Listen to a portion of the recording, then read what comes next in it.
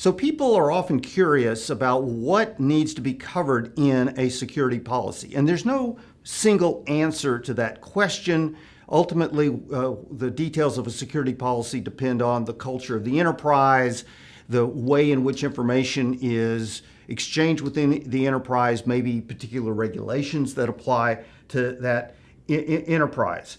However, generally across the world, having a written security policy is a way of establishing to legal authorities like regulators or judges, I'm paying attention to the right topics. I'm being diligent in thinking about what the good issues are for my organization addressing cybersecurity.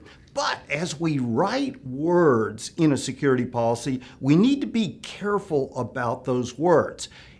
MD Anderson is a large healthcare entity that learned it needed to be careful how it chose its words. So in 2007, it wrote a really detailed security policy that said, we always must encrypt every portable device. Let's think about that over a long period of time, 15 years. Did MD Anderson literally always encrypt every portable device across 15 years? No, they didn't, because no large entity can actually do that in a very literal way. Therefore, organizations have to often think about, how can I more accurately describe what it is that we are going to do and provide more realistic types of expectations? Sometimes that might be to use words that are a little less absolute than always, must, and shall. An example of a word that can be less absolute is strive. We strive to encrypt portable devices as well as do other things and so on that might be logical to say in a security policy. One example of language that is less absolute, less demanding, is to make reference to professional teamwork. In effect, to acknowledge, I've got a team of people. They are professionals and they're constantly working on achieving our goals in cybersecurity, but that can include encryption in some cases, but it includes other things like passwords and training of employees and so on.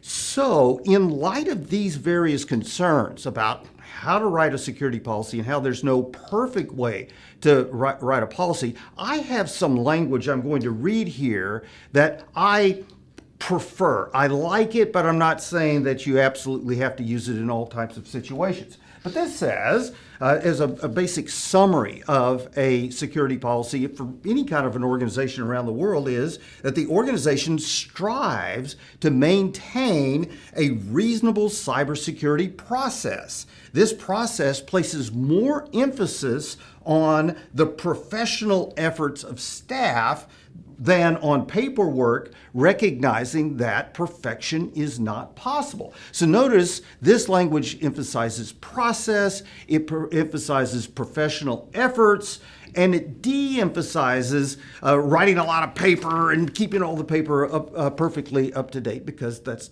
not very easy to do in this rapidly changing world in which we live. I teach a 5-day course at the SANS Institute. The name of that course is Legal 523, The Law of Data Security and Investigations. You can learn more about that at sans.org. You can also learn more about me and my practice of law at benjaminwright.us. Here in this video, I've given some ideas that can help to address legal compliance or legal risk. Obviously, through this video, I'm not your lawyer, and if you need legal advice, you need to go hire a lawyer to give you specific legal advice. This video is only for public education.